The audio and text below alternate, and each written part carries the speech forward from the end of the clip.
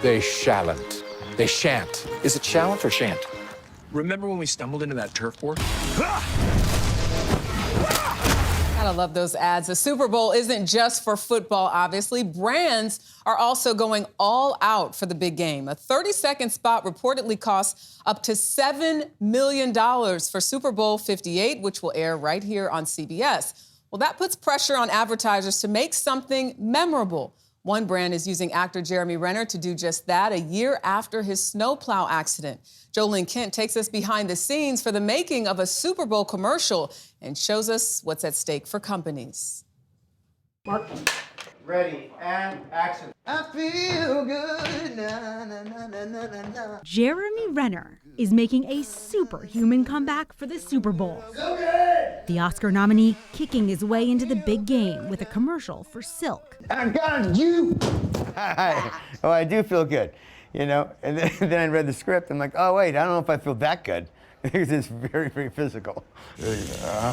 Renner spent 2023 recovering from a near-fatal snowplow accident that left him with more than 30 broken bones and a collapsed lung. It's like, you know, a threshold of making it. I was going to let the snowcat be a haunting memory for me. In my home, I see the tracks on that thing, and it's like, wow, man.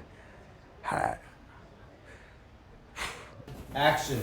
Renner shares the spotlight with his 10-year-old daughter, Ava. He credits her with inspiring his will to live. I was never really kind of afraid of death, but when it really happened to me, like the only thing I was afraid of was like I didn't get to say anything to my family or my daughter. If I didn't have all those people to get better for, to help them heal, I'd be a goner. I got you! Renner's triumph, combined with a plant-based protein, is part of the messaging. I feel good. Do I look familiar? Oh. Familiar faces like Ben Affleck and J-Lo play a big part in making memorable ads, where the goal is to go viral. Is this what you do when you say you're going to work all day? I gotta go, guys. And here's Steve Martin taking a sip. Wow! That's fantastic! Or was I just acting? While John Travolta adds a dash of nostalgia. Tell me more, one chord's all that you need. It's all part of the challenge to make a brand stand out. This all-star Super Bowl spot celebrating the NFL's centennial came from creative director Keith Cartwright. Star power is pretty important. It is the one time where big name celebrities will pick up the phone. They love a good Super Bowl ad. Keep that same tone you did and give me a... Charles Kidd II, known professionally as Calmatic, is directing his 5th Super Bowl spot. In 2022, he had Lakers star LeBron James talk to his younger self. If you want to make history, you gotta call your own shots. Calmatic knows the pressure to tap into pop culture. I try not to think about the money. Sometimes I don't even want to know what the budget is. Like, let me just create, but then I have to like snap back into reality and be like, okay, everyone's gonna see this. I think we can get off this island.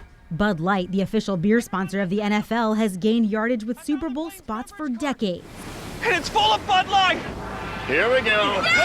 But it's also trying to distance itself from controversy after partnering last year with Dylan Mulvaney, a transgender influencer and TikTok star, creating a personalized can. The backlash and boycott were swift.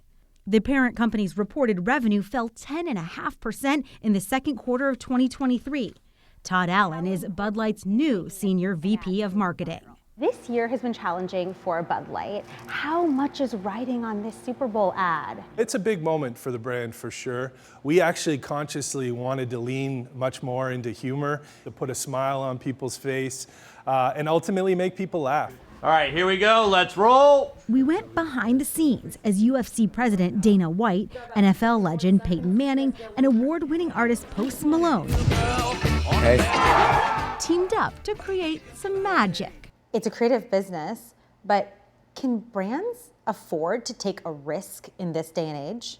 I think it's incredibly important for brands to show up and be audacious, especially for the Super Bowl. You're spending $7 million.